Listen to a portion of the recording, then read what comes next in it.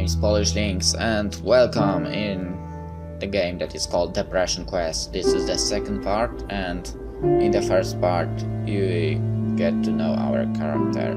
He has girlfriend Alex. Our guy has depression, and they together spend a lot of time in front of TV. That's what they told us. Our character is going occasionally from time to time to his parents for some dinner. He has a brother that is married but is living in another city. Yes, he was living in another city. He moved out because of work and high paid work. And our guy is a little, maybe not a little, but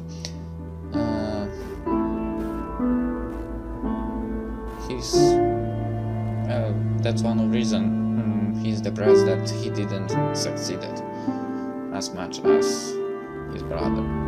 So we had a first choice that was not easy, you know. I chose to sit on couch and watch TV, and that did not help. And let's move on.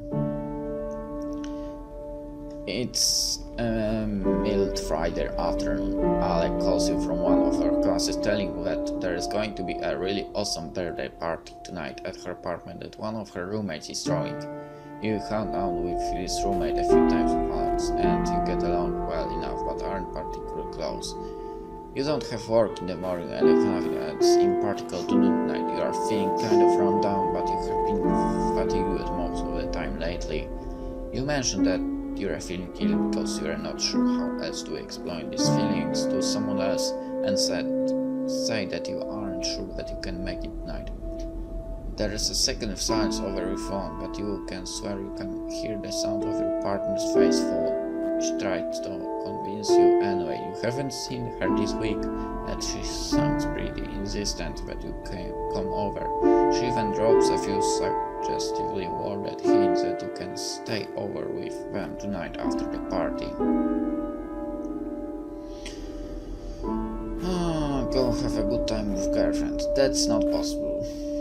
I can't choose that. That's bad. Agree to go.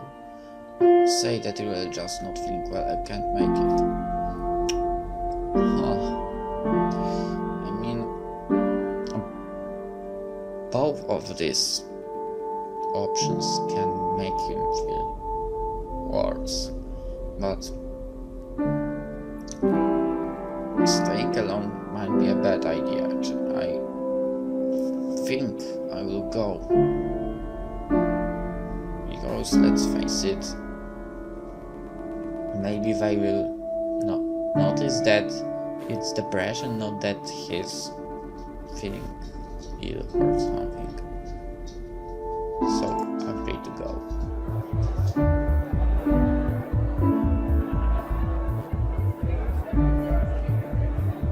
Music in the background, change again. Okay, you agree to go, even though you're really not feeling social.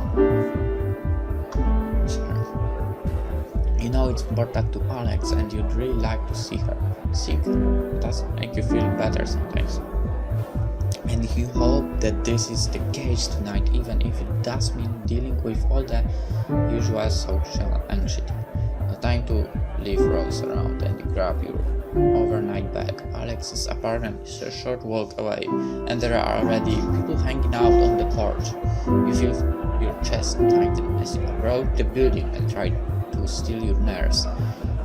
You quickly find your partner chatting away with the birthday gift, and Alex immediately lightens up when she sees you. I'm so happy you came. I wasn't sure if you were going to make it. A young man taps her on the shoulder, and she turns back to apologize, and you know they have to do something for the party. Alex hands you a beer and plants a kiss on your cheek before going off to deal with whatever came up. As you look around, you don't see anyone else you recognize. I could start in the scenes, but I'm sure of what else to do. No Put your back near Alex's room and avoid the crowd in there for a while. Cling to the back wall, sip your beer and wait for your girlfriend to return. Proceed to drink in earnest, hoping makes you less uncomfortable. Oh man. This is impossible. Awkwardly standing the same spot. Okay, and he'll stand with a beer in his hand and nothing else. That's probably not a good choice. Put it back in your Alex's room and avoid the crowd in there for a while.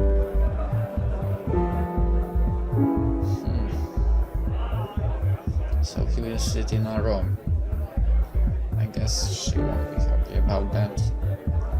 Cling to the back wall, secretly and wait for return. Proceed to drink in earnest.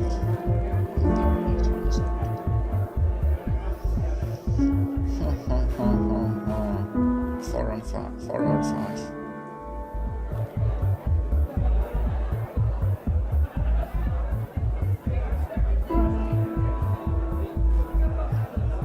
Let's not cling to a wall.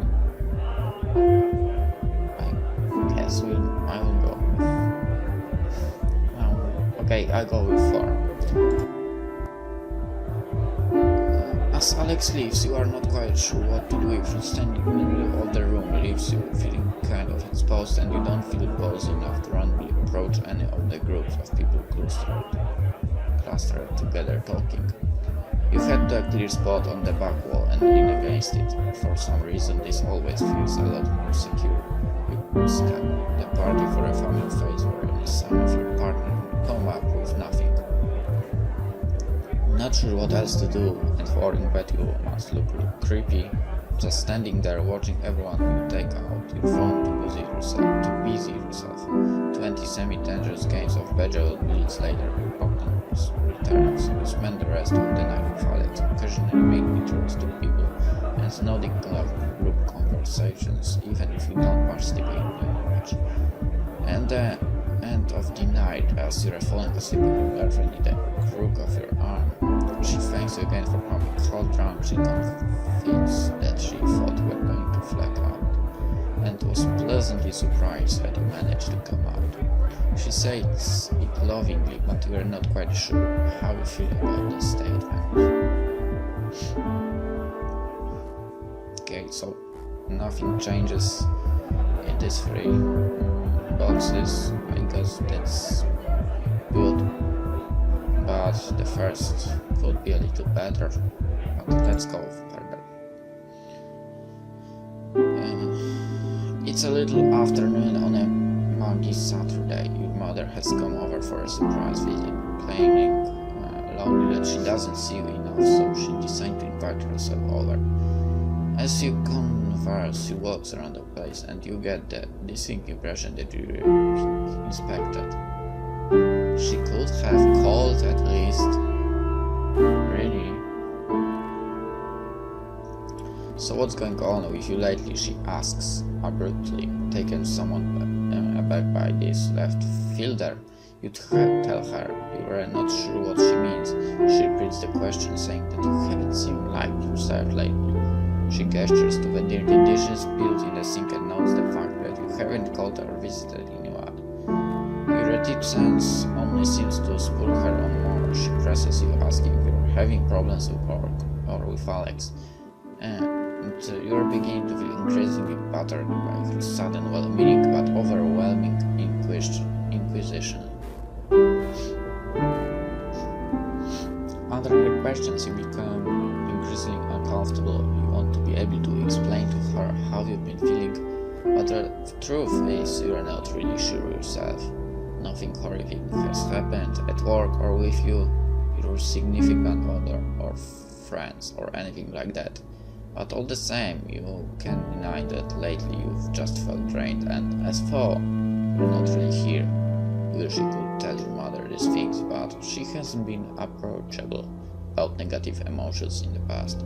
She's the kind of person who holds the opinion that the solution to any problem is to simply try harder and maintain a positive attitude, a stance that has reared its head in past conversations that you've begun to explore the subject with her. You know she's unlikely to be understanding, but you feel the energy drying out of when you imagine what would happen if you managed to blurt out everything you are feeling. Try to be honest with her anyway.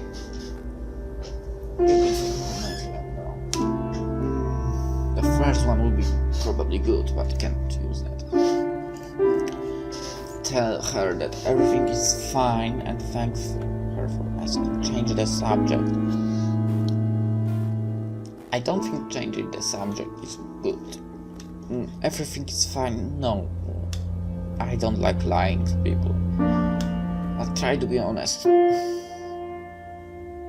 I think trying to be honest might be useful. I mean, we know that she thinks hard work is very important, and that might be the only way, but maybe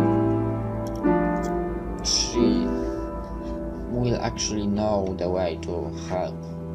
So I go with try to be honest with her. Your attempt to tell your mother how you are feeling despite the initial misgivings that you have about doing so, finding the right words for how you are feeling feels like trying to untangle Christmas lights. Searching for the dead bulb in a cluttered mess, she watches you intently and audibly sighs before you can clearly articulate anything. Unfortunately, she reacts predictably. An attitude like that won't get you anywhere. You need to work harder at getting what you want instead of sitting around feeling sad about it. Nothing good will happen unless you make it happen. Oh man. She isn't angry or spiteful as she tells you this. You try to explain that it's not a matter of fact, but you can tell that you are not going anywhere. The frustration chokes the words in your throat, and you give up on trying to push the subject further. You know she's giving you the advice that makes sense to her and genuinely wants the best for you. However, she does understand that it's not as simple as somehow deciding to be positive or work harder. It's that those things aren't a viable option because of these feelings. You accept your defeat, and the conversation drifts on other subjects. She leaves after chiding you to call her more often and to take better care of yourself. You sigh heavily as you close the door behind her. Spend the next few hours lying in bed staring and saying, oh man. So that wasn't the best idea. Let's go then. Quick notes. It's a lazy Sunday morning. You are idly clicking around online as your phone rings. Sam, a coworker of yours that you're friendly with, asks how you are, and makes great small talk with you. You typically only ever talk to him on the phone when one of you needs a shift covered, so it's slightly awkward. You're waiting in anticipation for him to ask you to come in on short notice when he veers the conversation in a completely different direction. How do you feel about cats? He asked. I had kittens a few weeks ago and I'm having an awfully hard time finding a home for the last one of the litter. You don't have any pets, right? It takes you a moment to process this new information and you're caught off guard as he begins to earnestly try to sell you on the idea of taking the last kitten off his hands. It's not something that you had specially considered before, and he seems very insistent. She's a real sweetheart, really loves people. She's got all her shots already taken care of, and the vet said she's healthy as a horse. I can bring her over by your place tonight if you're interested. You look around your party trying to picture getting it as he continues to tell you about how cute she is. You tell him that this is all kind of sudden and that you don't have anything for the kittens stop here. Don't worry about that. I can bring over a litter box and food and all that, since you'd really be helping me out of a fix. It's the least I could do. I just don't want to have put her in a shelter. You can't help but feels like you're being guilt-tripped, but you decide to give it some more serious consideration. It does get awfully lonely around your apartment, and it might feel less empty with a cat around. However, since you've been feeling so down, it might not be a good idea to take on the responsibility of a cat, even if they are fairly low maintenance. What do you do? Oh man, become a cat owner. There are two options now that I can choose. Become a cat owner. You could use the companionship.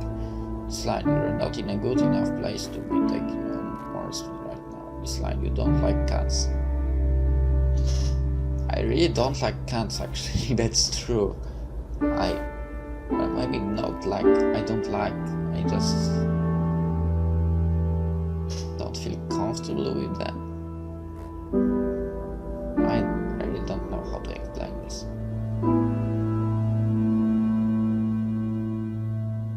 But I'm more into dogs, definitely. From the very beginning, I'm living with dogs. I mean, when I was small, I had one in home, and one was a bigger one, so he lived outside. And when I was 7 or 8, we found a dog that somehow get into our place, and we took him. He was living with us for 5 or 6 years. I think 6. And now we moved, but these dogs are unfortunately all dead right now, and I have a new one. Well, not new. He's right now 10 years old, but having a pet is a nice thing. Let's become a cat owner. Maybe this will help somehow, if really that's a sweet cat and should be good. Maybe that help a little bit. Okay, for this episode it's the end. I hope you are into that story. I really like it, and just from something like that you can learn about depression. Maybe someone act like that, you might help her or him.